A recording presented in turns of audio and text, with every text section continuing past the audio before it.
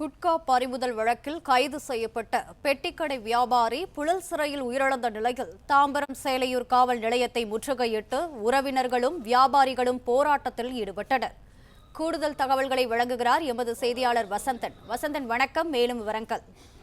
வணக்கம். செங்கல்பட்டு மாவட்டம் சேலையூரை சேர்ந்தவர் பாலாஜி. இவர் கடந்த சில நாட்களுக்கு முன்பு 500 கிலோ குட்கா பறிமுதல் செய்யப்பட்ட வழக்கில் காவல்துறையினரால் கைது செய்யப்பட்டு நீதிமன்றத்தில் ஆஜர்படுத்தப்பட்டு பின்னர் சிறையில் அடைக்கப்பட்டார். இந்த நிலையில் உடல்நலக்குறைவு காரணமாக சென்னை மருத்துவமனைக்கு கொண்டு செல்லப்பட்ட நிலையில் அங்கு சிகிச்சை அளிக்கப்பட்டு உயிரிழந்ததாக தகவல்கள் வெளியானது.